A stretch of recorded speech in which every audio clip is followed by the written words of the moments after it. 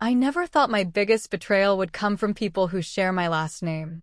My name is Rachel, I am 32, and if you had asked me 5 years ago to describe my family, I would have said we were complicated, but close. We were the kind of people who screamed at each other over politics at Thanksgiving and then took a big group photo like nothing happened. We were messy, loud, and, I thought, loyal. I grew up the middle child in a very average American family. My dad, Mark, ran a small construction business. My mom, Linda, was a nurse who worked nights. I have an older brother, Jason, and a younger sister, Emily. On paper, it sounds almost wholesome. The reality was a little different. Jason was the golden child. He was the firstborn, the only son, the one who would take over the business someday.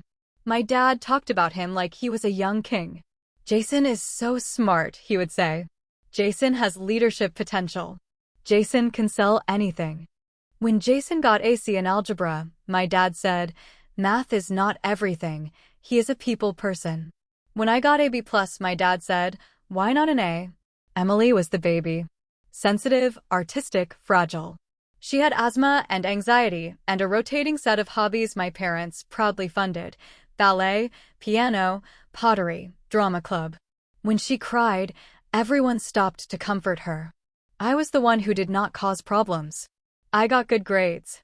I watched Emily when my parents worked late. I helped my dad with invoices after school. I made dinner when mom picked up extra shifts. I did not ask for expensive things.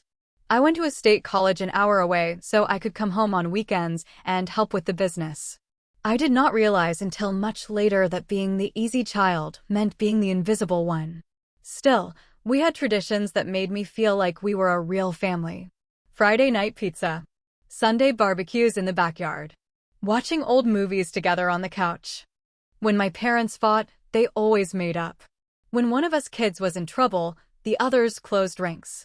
That is what I believed anyway. The first real crack showed up when my dad had a heart attack. He was 56, stubborn, and believed that going to the doctor was for people who have nothing better to do. One day, he clutched his chest on a job site and ended up in the hospital. It was scary, but he survived. The doctors told him to slow down. He promised he would and went back to work 3 weeks later. The heart attack changed him, though. He started talking about getting his affairs in order. He would make jokes about death that were not really jokes. "Do not worry," he would say at dinner. "When I am gone, you will all be taken care of. I am not leaving you kids with nothing." He talked a lot about legacy. About the house he bought in his 20s when interest rates were low. About the land he had bought on the edge of town years ago for later. About the business he had built with his bare hands. I remember one specific night, sitting at the kitchen table when he pulled out a folder. "Estate planning," he said, tapping it. "It is time." My mom rolled her eyes. "You are not dying tomorrow, Mark," she said. "None of us knows that," he said. "I would rather have it done and never need it than drop dead and leave you all fighting." He looked at all three of us. "I want you kids to promise me something," he said. "No matter what, you do not turn on each other over money. Money comes and goes. Family does not." We all nodded. "Of course, Dad," Jason said. "Obviously," Emily said. "Obviously," I echoed. I meant it. I think part of him did too. A year later, he was dead. It was another heart attack, this one in his sleep. My mom found him in the morning.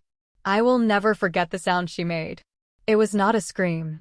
It was something lower, like the sound an animal makes when it realizes the trap will not open. The week after he died was a blur of casseroles, condolences, and logistics. People brought us food. Neighbors mowed the lawn. My mom walked around in a daze, clutching his old flannel shirt like a security blanket. At the funeral, people lined up to tell us how wonderful he was. "He loved you kids so much," one of his employees said. "He was so proud of you," the pastor told us. My brother sobbed. My sister collapsed into my shoulder. I stood there, managing everyone else's grief, the way I always had. It was not until things got a little quieter that the real chaos started. The first early warning sign was small. I was at my parents' house, helping my mom sort through paperwork. There were stacks of bills, insurance documents, old receipts. My dad had been a hoarder of paper. It felt like excavating a life.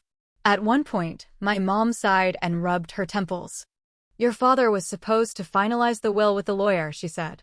I do not know if he signed the last version. She pulled out a manila envelope from the folder he had once shown us. Inside was a typed document with the name of a law firm at the top. I think this is it, she said. We skimmed it together. It was pretty straightforward. The house and most of his savings were to go to my mom. The land on the edge of town was mentioned specifically. To be divided equally among my 3 children. I remember feeling a small bubble of relief. That land was valuable now. A developer had been sniffing around for years. My dad had always said, that plot is for you kids. College funds, weddings, whatever you need. So it is split 3 ways, I said. That is fair. My mom nodded. Your dad wanted you all to have something, she said. He worried about you.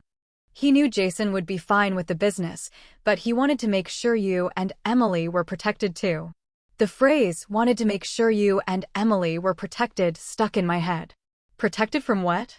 At the time, I did not dig deeper.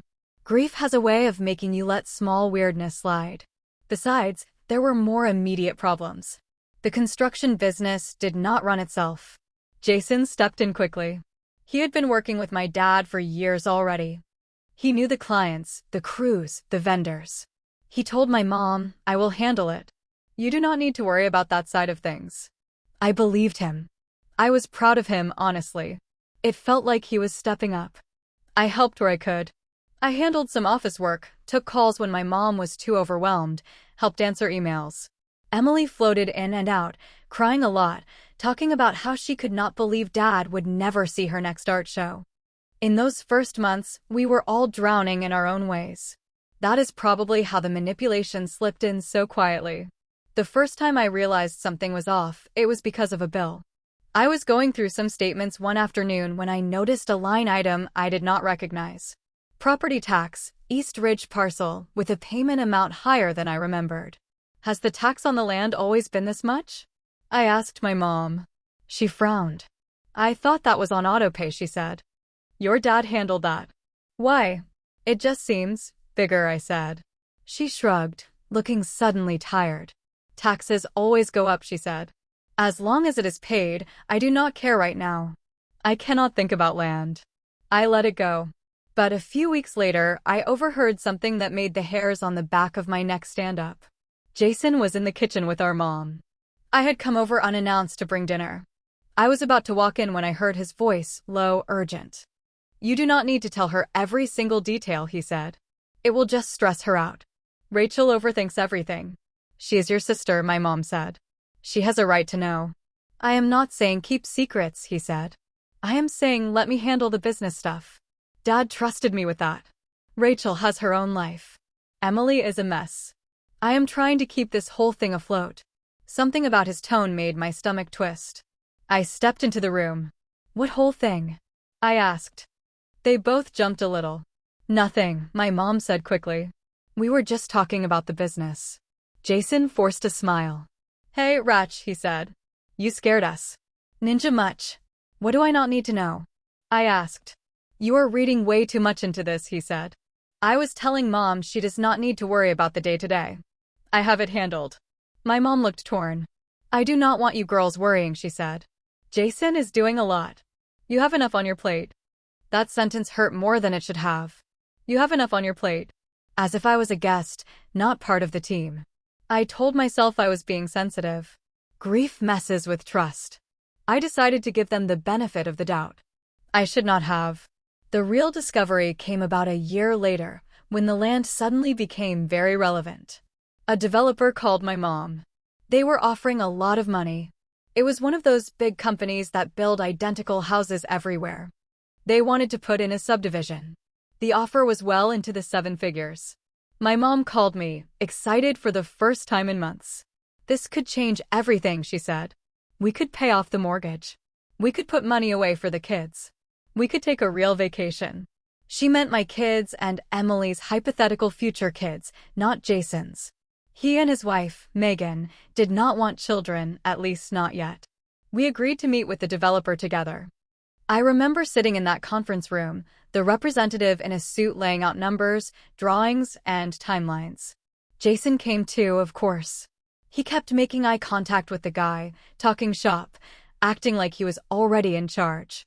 At one point, the rep said, of course, we would need signatures from all current owners on the deed.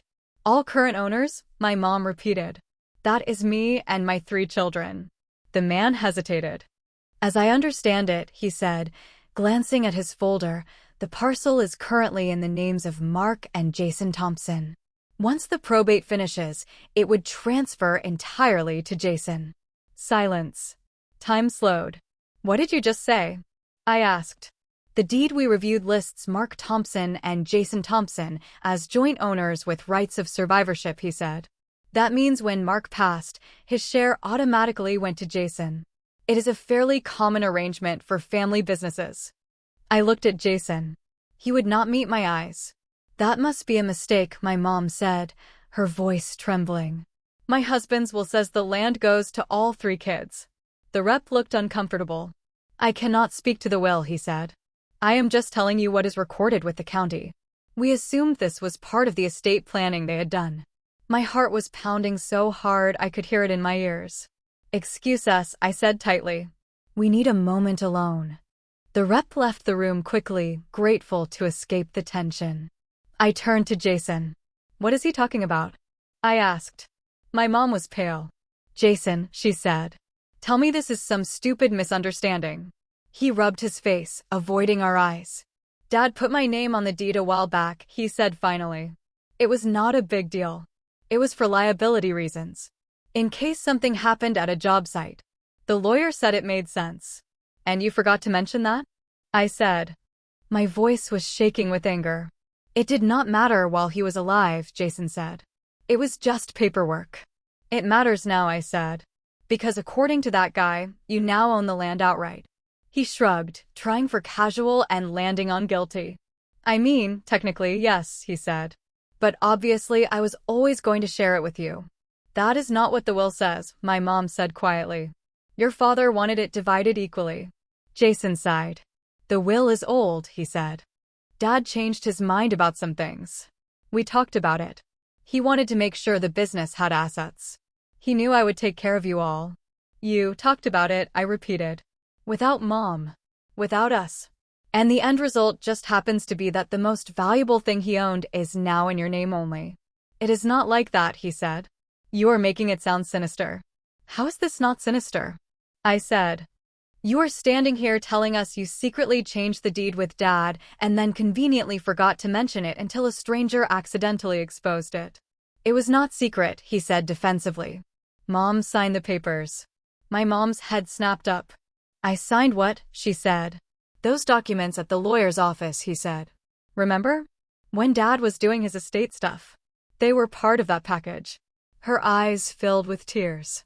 I signed things he put in front of me, she said. I was exhausted and scared he would die. I trusted him.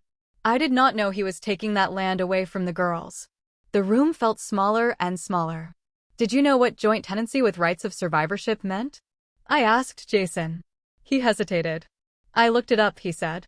The lawyer explained it. So yes, I said. You knew that if Dad died, you would automatically own everything. And you let Mom sign. And you did not say a word to us. I did not think it would blow up like this, he said. I thought it would make things simpler. One name, one signature. I was going to make sure everyone got their share. Were you? I asked.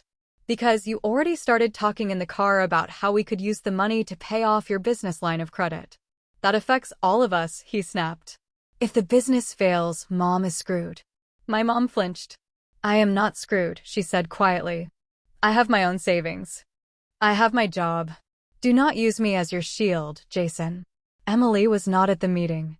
She was too overwhelmed and had said she trusted us to handle it. I suddenly felt like a fool for ever thinking we were on the same team. This feels like theft, I said. Legal, maybe, but theft. Jason slammed his palm on the table. Do you hear yourself? He said. Dad put my name on it because he trusted me. I have been working with him for years. You left. You did your own thing. Emily floats around painting and crying. I am the one who stayed. I am the one who has been killing myself to keep this business alive. I have earned this. The words "I have earned this" hit me like a punch. So our share of Dad's legacy is a pat on the head and your promise you will not screw us too badly? I said. He opened his mouth, then snapped it shut. My mom looked at him like she did not recognize him. I cannot believe you would do this, she said. To your sisters. To me. He looked genuinely hurt for a second. I did not do anything to you, he said. Dad made a call. I went along with it. You two are acting like I held a gun to his head. You did not have to hold a gun to benefit from his blind spot, I said. He always favored you. You know that. You used it. His jaw clenched. This is going nowhere, he said. We are all emotional. We should take the offer. It is a once-in-a-lifetime amount of money. I will make sure you get a fair cut. We do not need lawyers and drama. That was the moment I felt something inside me shift. Up until then, I had always been the do-not-cause-drama child. The one who smoothed things over. The one who agreed to keep the peace. I looked at my mother's pale face. I pictured Emily, who would probably let this happen because conflict made her want to crawl out of her skin.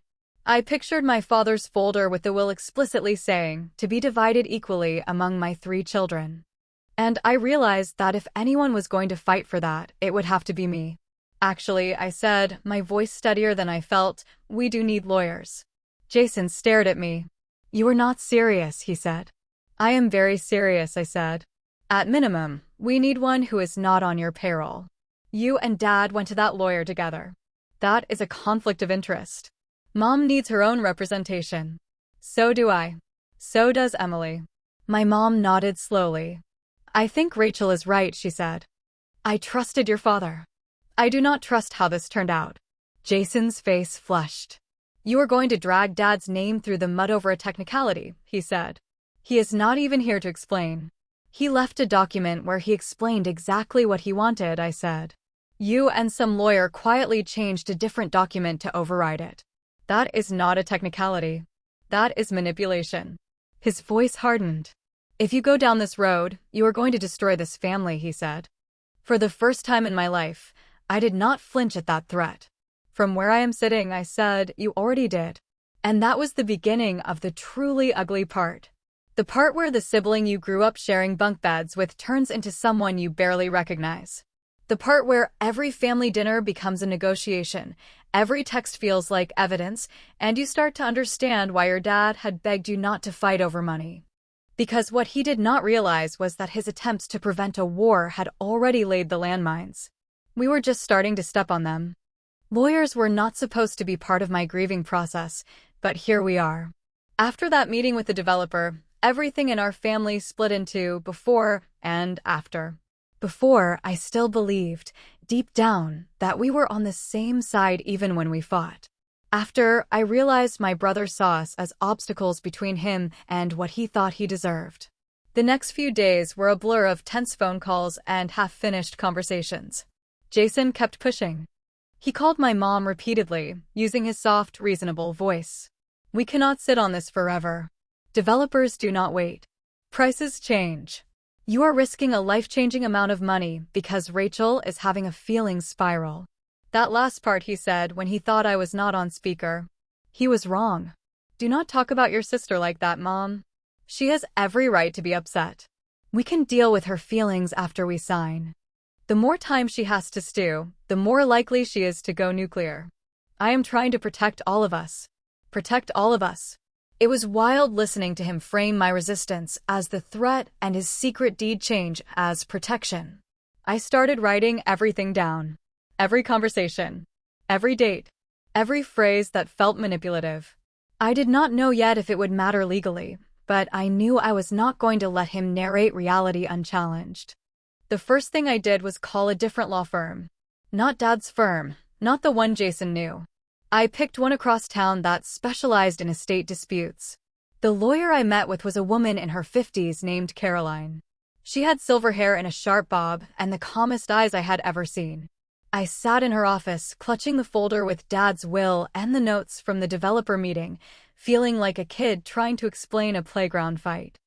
I think my brother stole our inheritance. Legally. I do not know. Tell me everything. I did.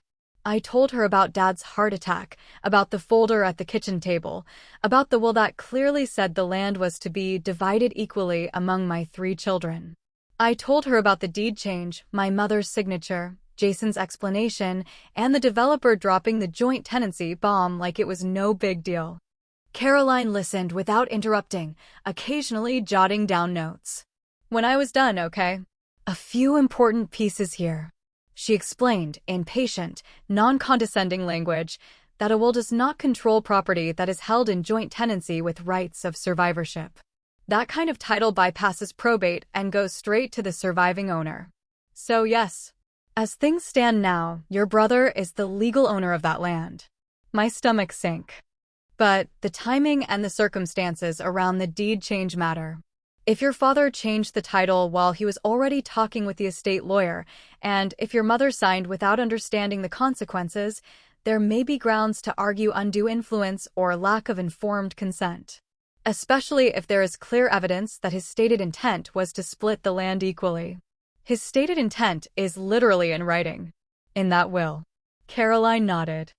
That helps. It does not automatically undo the deed, but it creates a strong argument that this transfer does not reflect his true wishes. What happens if we fight it? Are we going to lose and end up bankrupt from legal fees? There are risks. Family cases are emotional and expensive. But you have a few things in your favor. Your mother is willing to testify that she did not know what she was signing. The will backs up her memory. Your father had recently had a major health event, which raises questions about whether he was making long-term decisions under stress. And your brother clearly benefits from a change that contradicts the prior plan. She looked at me kindly. The bigger question is whether you are ready for the fallout. Winning legally does not always mean winning emotionally.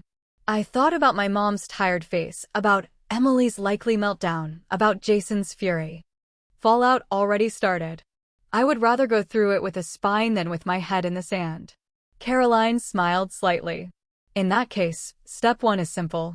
Do not sign anything. Do not let your mother sign anything. Tell the developer you are seeking independent legal advice. Step 2, we file a notice with the probate court that there is a dispute regarding the title. That will freeze any sale until it is resolved. I exhaled for what felt like the first time in days. Okay, let us do that. When I told my mom, she looked both relieved and terrified. Your father never wanted you kids fighting in court. He also never wanted one of us quietly cutting the others out. If he were here and understood what this actually did, I do not think he would be okay with it. She was quiet for a long moment. You are probably right. He loved you all. He just saw Jason through a different lens. That was the nicest possible way to describe blatant favoritism. The next confrontation came sooner than I expected. Jason called me the same evening, voice cold. Did you seriously go behind my back to some lawyer? Yes. I told you I was going to. This is not behind your back. This is straight to your face. You are going to tank this deal. Do you understand that? Developers do not wait around for families to sort their drama. They will pull out. Then they pull out. There will be other buyers. The dirt is not going anywhere. You are being unbelievably selfish. You would rather see Mom struggle than let me leverage this land to keep the business running. Do you like the idea of her ending up in some tiny apartment because you wanted to prove a point? Do not use Mom as a human shield for your greed. She has her own lawyer now too. If she wants to sell later, we will figure it out in a way that honors Dad's actual wishes. What is not going to happen is you fast-tracking a sale under your exclusive control and then deciding what crumbs we are allowed. You have no idea how much I have done for this family. While you were at college living your best life, I was here in the trenches. You also took salary from the company, drove a truck the business paid for, and lived rent-free in the guest house for 3 years. Let us not pretend you were doing charity work. He cursed under his breath. You are going to regret this. You are tearing this family apart over dirt. No. I am standing up to the fact that you already tore it apart by trying to keep all the dirt for yourself. He hung up on me. I put my phone down and shook so hard I had to sit on my hands. Standing up for yourself in theory feels empowering. In practice, it feels like jumping off a cliff without knowing if there is water or concrete below. The next person I had to deal with was Emily. Sweet, anxious, conflict-avoidant Emily, who once cried for 20 minutes because a waitress got her order wrong and she was too scared to say anything. I invited her to my apartment, made tea, and tried to break it gently. Jason switched the deed with Dad. Legally, he owns the land now. We are contesting it. Her eyes widened. What do you mean we? Mom and I. We hired a lawyer. We are not signing any sale documents until the court looks at what happened. She blinked rapidly, like she was trying to reboot her brain. Court? Lawyers? This is really serious. Yes. So is someone cutting us out of a 7-figure asset behind our backs? She chewed her lip. I hate this. Jason is going to be so mad. Mom is going to be caught in the middle. Dad would be. I do not even know. Dad wrote a will that said he wanted us all to share. Jason and some lawyer turned it into something else without telling us. I know this is scary. It is scary for me too. But if we let it slide because we are afraid of being yelled at, we are telling them they can walk all over us forever. She was quiet for a long time. Then, what do you need me to do? It was one of the bravest things I had ever heard her say. For now, just be willing to tell the truth if anyone asks. What Dad told us growing up. What Mom believed she was signing. That you were never told about any change. You do not have to fight Jason directly if you cannot handle that. But do not let him rewrite history. She nodded slowly. I can do that. I do not want to be erased either. Hearing her say erased made my chest ache. Because that was what this felt like at its core. Not just about money, but about being erased from the story. About Jason and my dad making decisions as if the women in the family were footnotes, not main characters. The months that followed were rough. Jason doubled down. He started feeding a narrative to anyone who would listen. To his wife, Rachel is being dramatic and greedy. To our cousins, the girls are trying to rip the business out from under me. To Mom's friends at church, we had everything handled and then Rachel stirred the pot. Some people believed him. They always had. He was charming, confident, and knew how to spin a story. Others started pulling me aside. Is it true your dad changed the deed without telling you? Yes. We are trying to figure out what to do. That does not sound like the Mark I knew. He loved you girls. I think he loved Jason's idea of himself more. In court filings, Jason's lawyer painted a picture of a devoted son carrying on his father's work, only to be attacked by disgruntled siblings who did not understand the realities of the business. Our side painted a different picture. A father who had verbally and in writing committed to dividing his land equally, a stressed wife signing papers she did not fully understand, and a son who quietly benefited from a legal technicality that contradicted the long-stated plan. Reading the declarations was surreal. Seeing your life turned into paragraphs and exhibits is a special kind of disorientation. That argument you barely remember? It becomes an example of the decedent's stated intent. That offhand comment your dad made at a barbecue? Suddenly it is in a sworn affidavit. Emotionally, I was a mess. One day I would feel righteous, like Joan of Arc on a mission. The next day I would be on the bathroom floor, shaking, thinking, maybe I should just let him have it. Maybe peace is worth more than land. Maybe I am the one destroying the family. Mom oscillated too. Some mornings, I am so proud of you for standing up. Your father would be ashamed of how this was handled. Other days, I hate seeing my children fight. Maybe your brother is right. Maybe we should just sell and move on. I had to become the broken record. We are not doing this to punish Jason. We are doing it to correct something that was wrong. If we walk away, he learns he can steamroll us whenever he feels justified. That will not stop with land. In quieter moments, I grappled with an ugly truth. Jason was not a cartoon villain. He was my brother. The same boy who used to read me comics when I was sick and scare away bullies at the bus stop. The same teenager who drove me to my first college tour. The same man who had cried when Lily, my daughter, was born and said, "I am going to be the best uncle ever." That made his betrayal hurt more, not less. It would have been easier if he were all bad. But he was a mix of good and selfish, like most people, and he had chosen selfishness in the moment that mattered most. I also had to wrestle with my feelings about my dad. It was tempting to put all the blame on Jason. But the truth was, Dad had signed that deed too. Maybe he did not fully understand the consequence. Maybe he thought, Jason will share, it is fine. Maybe he had soaked in so much patriarchal nonsense about sons carrying the torch that it felt natural to place the power in Jason's hands.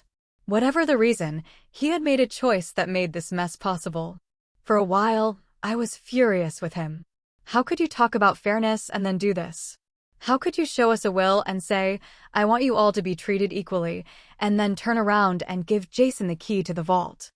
My therapist, because yes, of course I ended up in therapy, you do not go through estate litigation without a support system, helped me untangle it. Two things can be true. Your father loved you. And he also acted in a way that favored your brother unfairly. You do not have to pick one truth. You are allowed to grieve the dad you had and be angry at the decisions he made. It sounds simple. It is not. The case dragged on for over a year.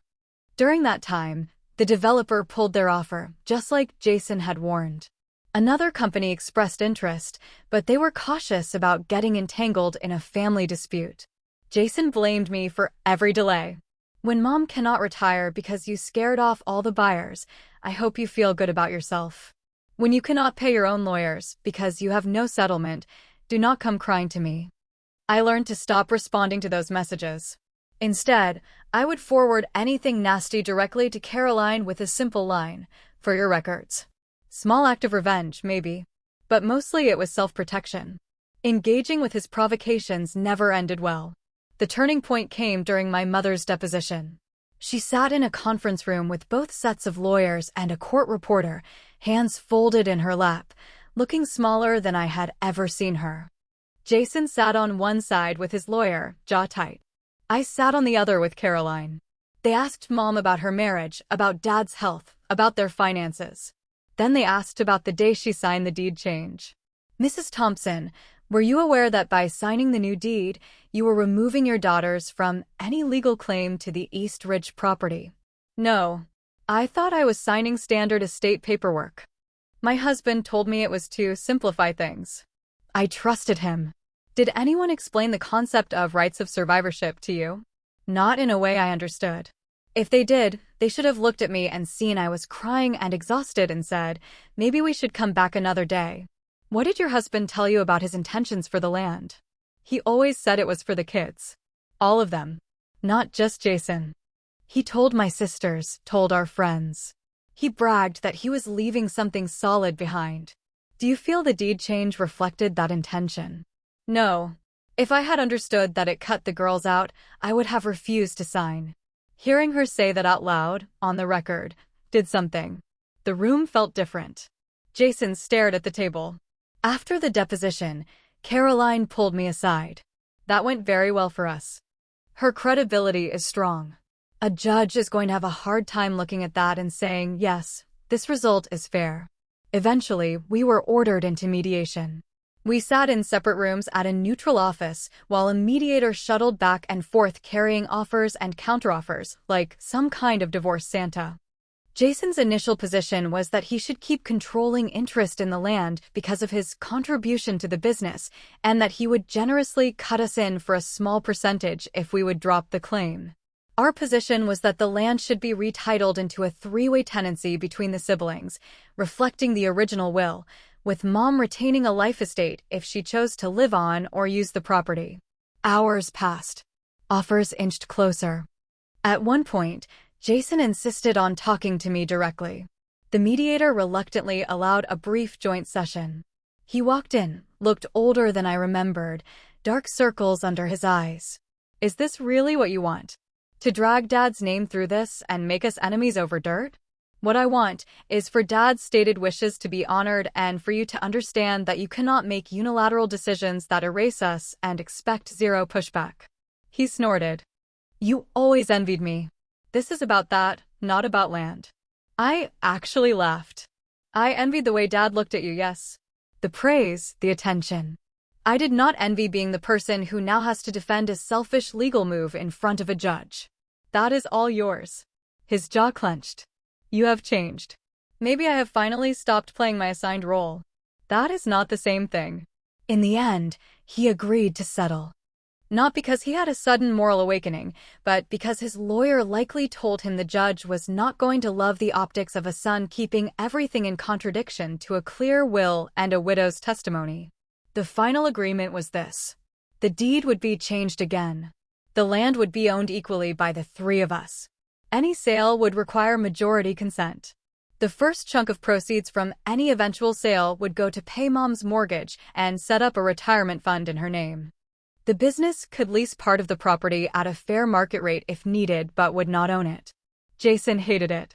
He signed with a grim expression, hand pressing so hard the pen almost broke. I signed shaking, not from fear this time, but from the adrenaline of finally seeing something resembling justice. After the paperwork was filed, we walked out into the parking lot. Mom hugged me so hard I could barely breathe. Thank you. Your father loved that land, but he would not want it to tear you apart. This feels right. Emily hugged me too. I am sorry I did not speak up more. My anxiety swallowed my voice. I am glad you had won. You did enough. You told the truth when it counted. Jason lingered near his truck. For a second, our eyes met. There was a moment where I thought he might walk over, apologize, acknowledge something. Instead, I hope you are happy, with this bitter laugh, climbed into his truck and drove away. I watched him go, feeling a complicated mix of sadness, anger, and relief. This was not the victory I had dreamed of as a teenager when Dad showered Jason with praise and tossed me, "Good job, kid." It was not triumphant. It did not feel like I won and he lost. It felt like I refused to be erased, and the universe begrudgingly respected that. That night, for the first time in a long time, I slept without waking up at 3 in the morning replaying arguments in my head. The battle over the land was over. The war for my sanity, however, was just beginning. Winning the legal battle did not magically fix my family. If anything, it stripped away the last layer of illusion and left me staring at who we really were without my father acting as the gravitational center. On paper, we had resolved the dispute. The land was in all three names. My mother was protected. There was a structure in place to keep any one person from doing something reckless. The court stamp made it official. Emotionally, we were rubble. Jason went low contact almost immediately after the settlement. He stopped dropping by my mom's house, just to check in. He stopped texting in the siblings group chat. When he did reach out, it was strictly transactional. "Can you take Mom to her appointment Tuesday?" "I have a client meeting," he said. "The inspector is coming by the shop. Make sure Emily is not there in the afternoon. She will just get in the way," he said. He spoke to me like I was a colleague he did not particularly like, not his sister. My mom tried to keep a bridge. "Your brother is hurt," she said. "He feels like you ganged up on him." "We enforce Dad's actual wishes," I said. "If that feels like an attack, that is his problem." She would sigh and change the subject. I understood she was torn. No mother wants to see her children at war. She loved him, flaws and all. She loved me too. She wanted us to work it out, as if this were about a childhood toy we both wanted, not about someone trying to take a 7-figure asset and the message that sent. Emily, who had always been closest to Jason, found herself in the middle in a way that tested every anxious bone in her body. "He thinks I took your side," she said to me one day. "He said I was disloyal for even going to the mediation." "What did you say?" I asked.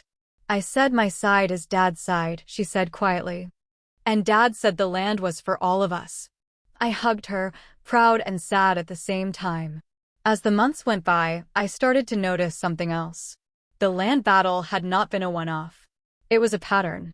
Jason had always framed his wants as what is best for the family. It was how he got Dad to buy expensive equipment for the business. It was how he convinced Mom to let him live in the guest house to save up for a down payment. It was how he justified working 60-hour weeks so we can all be proud. Now, without Dad there to nod along, the pattern was easier to see. He wanted control. Over the business, over the assets, over the narrative. And anyone who resisted became ungrateful, dramatic, or disloyal. I saw it play out again in a smaller way when Mom mentioned changing her will. We were sitting in her living room, watching some home renovation show where they tear down walls and everyone cries over new countertops. "I need to update my documents," she said. Your father's name is still all over everything. It is time. What are you thinking? I asked. I want to leave the house to the three of you equally, she said.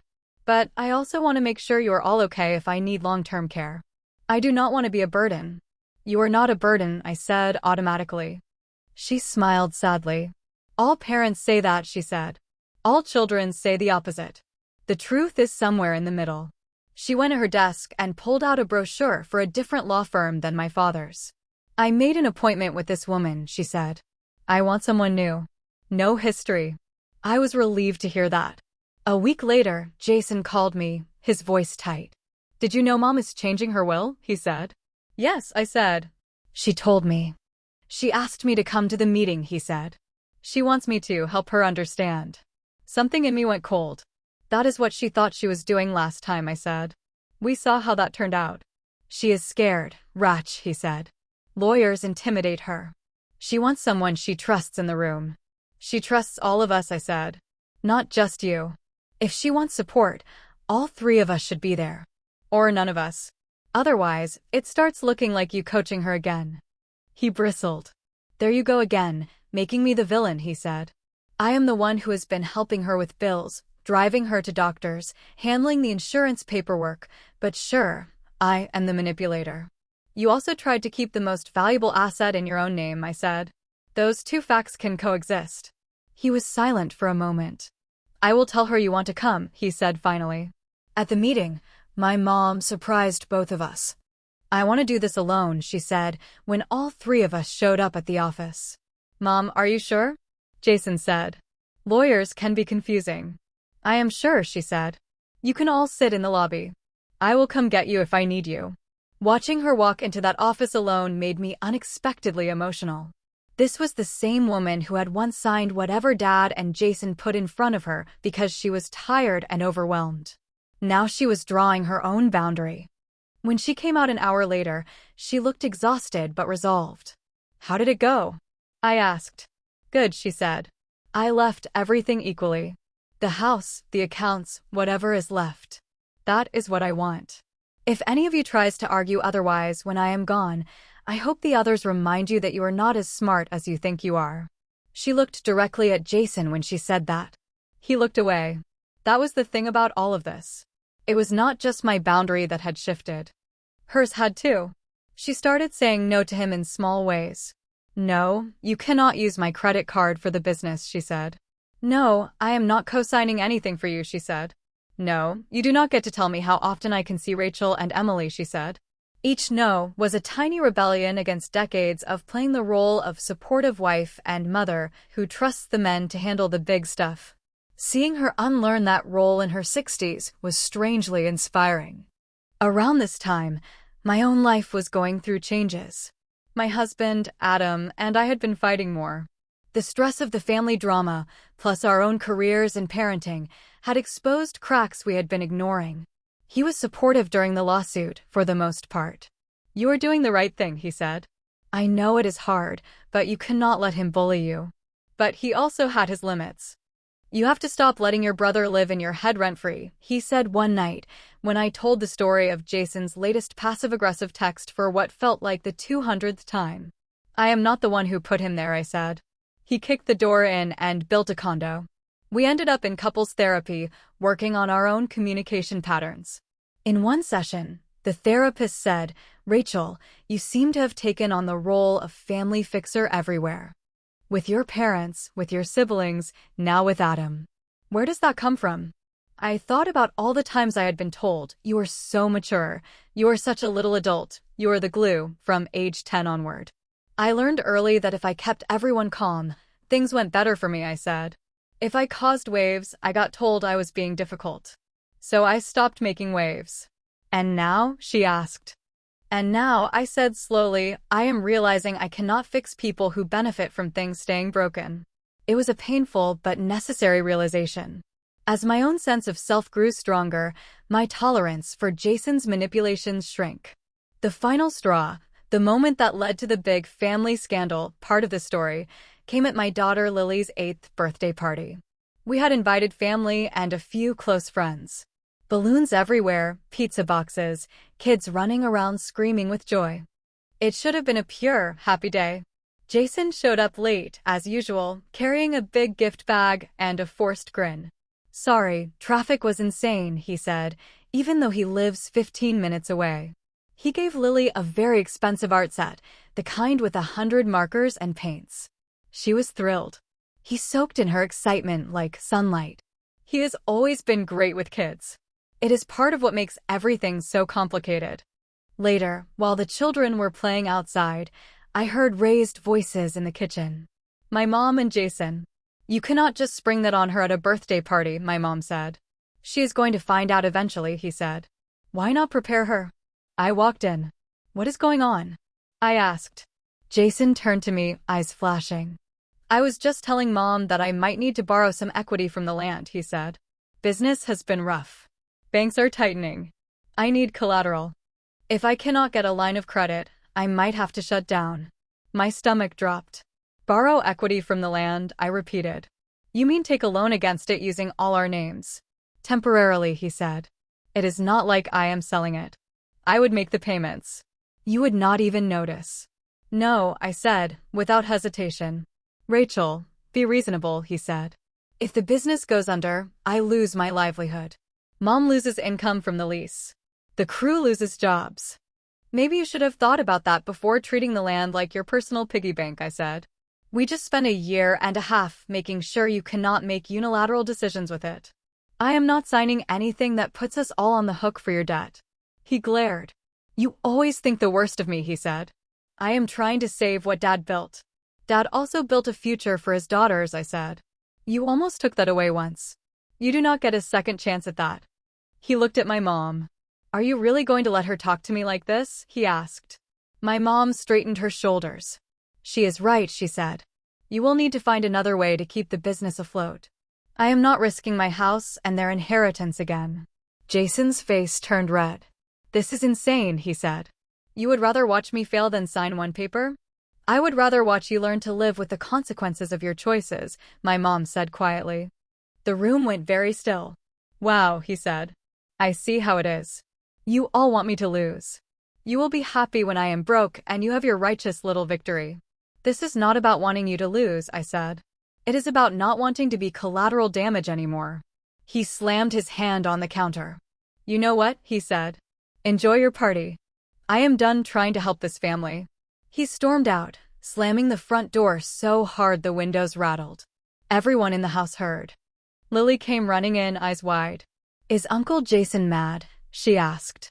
He is having big feelings, I said, forcing my voice to stay calm. It is not about you, sweetheart. My mom went to sit in the living room, shaking. I cannot keep doing this, she said. I cannot keep waiting for the next explosion. Then do not, I said gently. We do not have to keep rehearsing the same play. That night, after everyone left and the house was finally quiet, I sat at the table with my mom and Emily. We looked like survivors after a storm. I have been thinking, my mom said. I am going to sell my shares in the business to Jason. Both of us stared at her. What? Emily said. Why? He can buy them out over time, Mom said. We can put it all in writing. A fair valuation, a payment schedule, clear consequences if he defaults. That way he either steps up fully as an owner or the business becomes his problem alone. I am done being tied to it. Are you sure? I asked. That is a big step. I am tired, she said. I want to spend whatever years I have left going to Lily's recitals and drinking coffee on my porch, not worrying if your brother is going to drag us into his next financial scheme. We met with Caroline again, of course. She helped my mom structure the buyout in a way that protected her. Jason fought it at first. You are giving up on Dad's legacy, he said. Your father's legacy is not a pile of lumber and debt, my mom said. It is the family he left. I am choosing to protect that now. Eventually, he signed. He did not have much choice. Without her backing, the business line of credit was already shaky. The buyout agreement gave him full control of the company in exchange for defined payments to my mom over several years. If he missed more than 2 payments in a row, she could reclaim ownership or force a sale. It was, in many ways, the final boundary. She was no longer entangled in his decisions. Neither were we. A funny thing happened after that. Without access to our assets and names, Jason's ability to manipulate shrank. He still sent the occasional guilt-laced message. "I hope you are happy Mom's check was late because the client paid late," he texted. "Business is tough because nobody in this family is willing to sacrifice like Dad did," he wrote another time. But those messages had less bite when we knew our house, our land, and our financial future were not hanging on his choices. He eventually moved to a smaller place, downsizing his lifestyle. The business limped along. Last I heard, he had laid off half the crew and was taking on smaller jobs. Part of me feels bad for him. He is not a monster. He is a man who grew up being told he was the center of the universe and never learned how to live when other people stopped orbiting around him. But a larger part of me feels free. The last piece of the puzzle was my own relationship with my family. For a long time, I thought being a good daughter and sister meant being endlessly available, answering every call, attending every event, staying in the group chat even when it gave me anxiety. After everything with the land and the business, I realized I was allowed to choose something else. I started saying no. "No, I cannot host Thanksgiving this year. Adam and I are taking the kids away for the weekend," I said. "No, I am not going to respond to Jason's message at midnight. He can wait," I said. "No, I am not coming to the business's open house. That is his world, not mine," I said. At first, it felt selfish. Then it felt like breathing. My mom has adjusted too. She spends more time with her friends, joined a book club, started taking a watercolor class with Emily. She talks about my dad with both affection and frustration, which is healthier than the pedestal she had him on for a while. Emily is thriving in her own quiet way. She sells her art at local markets. She set a hard boundary with Jason. "I will see you at Mom's events and major holidays. I will not discuss money or business with you. If you start, I will leave." He tested it once. She left. He has not tried again. As for me, I have learned more than I ever wanted to about wills, deeds, and the ugly side of family loyalty. But aside from the legal knowledge, the biggest lessons are emotional. Here is what I know now that I did not know when my dad waved that folder at the kitchen table and said, "Promise me you will not fight over money. You can love your family and still need protection from them." Family is not a magical word that erases the harm someone does to you. Wanting fairness is not the same as being greedy. Refusing to be manipulated does not make you dramatic, difficult, or disloyal. Sometimes, the most loving thing you can do for yourself is accept that some people will feel punished whenever you stop letting them exploit you. If you are reading this because you suspect your own relatives are playing games with money, property, or trust, this is what I would tell you. Get everything in writing. Do not sign anything you do not fully understand, no matter how much you love the person handing it to you. Your confusion is not a flaw. It is a signal you need more information. "Do not rock the boat" is often something people say when they are benefiting from the current direction. You are allowed to hire your own experts, even if it hurts someone's feelings. You are allowed to go to court if talking nicely does not work. You are allowed to walk away from family members who repeatedly show you that your boundaries mean nothing to them. Most importantly, you are allowed to stop being the easy one, the middle child glue, the peacemaker, if that role is costing you your sanity, your future, or your self-respect. My brother did not lose everything in some grand karmic explosion. Karma, in my experience, is quieter. For him, it looks like struggling to keep a business afloat without access to other people's assets, watching our mother spend her time with daughters who no longer bend to his version of reality, and realizing that being the favorite does not mean much when the people you were favored over refuse to play along anymore. For me, karma looks like a deed with my name on it. A mother who trusts herself. A sister who found her voice. A life where my worth is not measured by how well I absorb other people's messes. In the end, we did fight over money.